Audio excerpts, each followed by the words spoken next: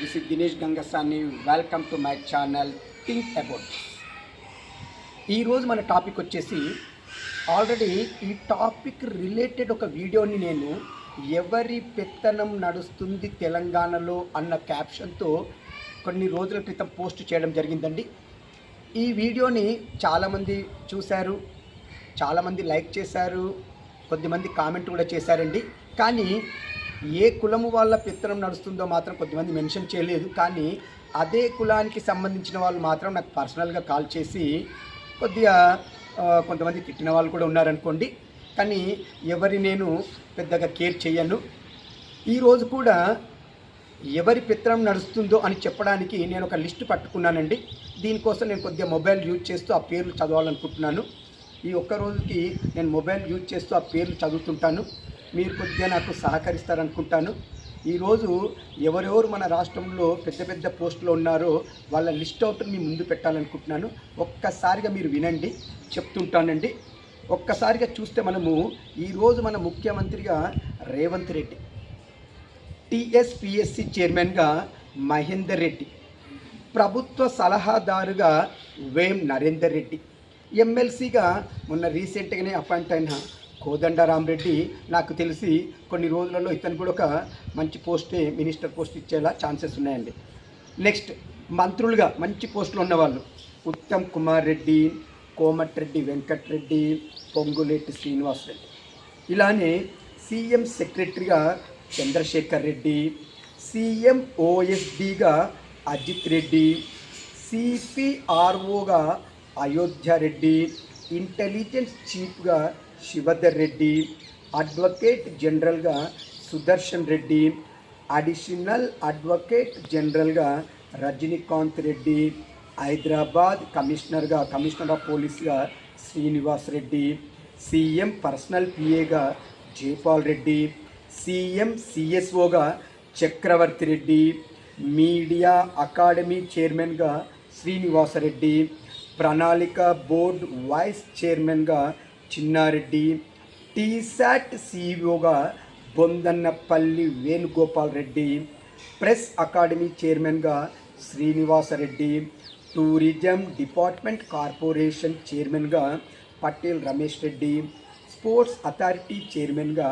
Shiva Sena Reddy, seeds development corporation చైర్మన్గా Anvesh Reddy, TG oil seeds development చైర్మన్గా Janga Raghava Reddy, TG cooperative union చైర్మన్గా Manala Mohan Reddy, TG urban finance infrastructure చైర్మన్గా Challa Narasimha Reddy, TG police housing corporation చైర్మన్గా Gurunath Reddy, TG road development corporation చైర్మన్గా Malreddy Ram Reddy, TG state trade promotion corporation చైర్మన్గా A Prakash Reddy, TG film development corporation చైర్మన్గా Giridhar Reddy, TG industrial infrastructure చైర్మన్గా Nirmala Jagga Reddy, Satavahana urban development authority చైర్మన్గా K Narender Reddy,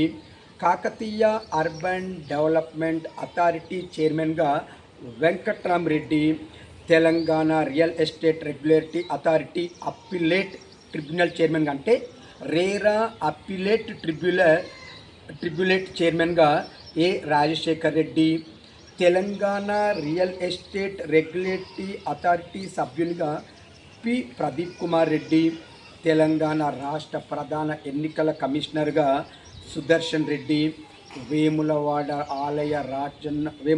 Rajanna ఆలయ ఈఓగా వినోద్ రెడ్డి, కొడంగల్ డెవలప్మెంట్ అథారిటీగా చైర్మన్గా స్పెషల్ ఆఫీసర్ ఇది Kancharla Venkatreddy, Telangana seeds development corporation Anvesh Reddy.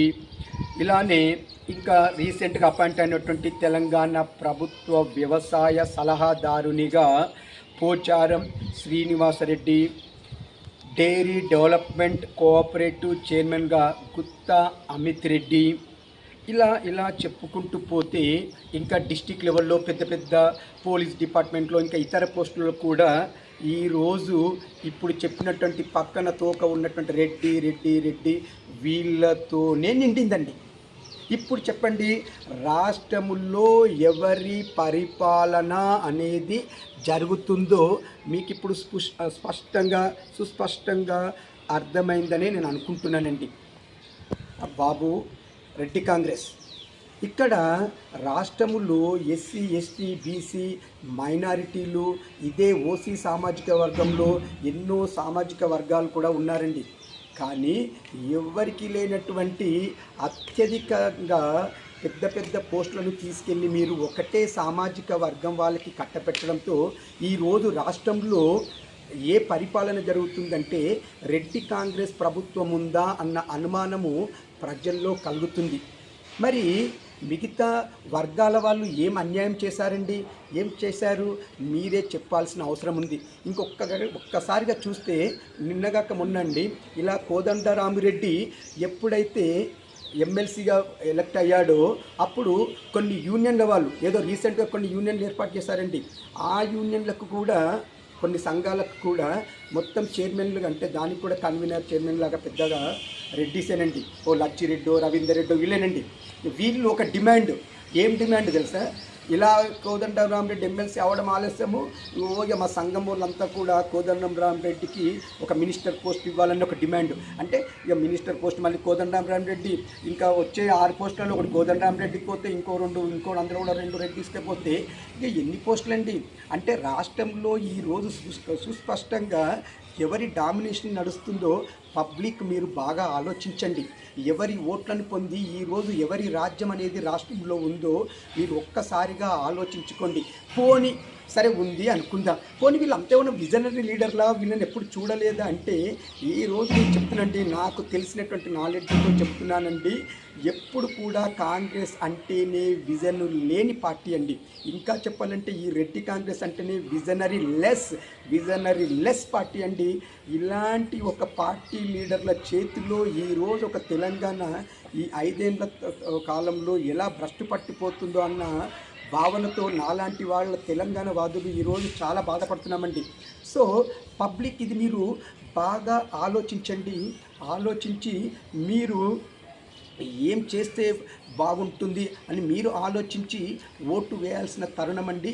రేపు జరగబోయే స్థానిక సంస్థల ఎన్నికల్లో కావచ్చు, ఈరోజు కాకుండా రేపు మళ్ళీ వచ్చే 5 ఏళ్ళ తర్వాత వచ్చేటువంటి ఎమ్మెల్యే ఎలక్షన్స్లో, తర్వాత చెంపీ ఎలక్షన్లో మీరు ఈ రెడ్డి కాంగ్రెస్కి బుద్ధి చెప్తారని కోరుకుంటున్నాను. ఇంకా నా ఛానల్ని, నేను ఈ రోజుకి నా ఛానల్ స్టార్ట్ చేసి 22 డేస్ అయిందండి. ఈ 22 డేస్లో చాలామంది సబ్స్క్రైబ్ చేసుకున్నారు.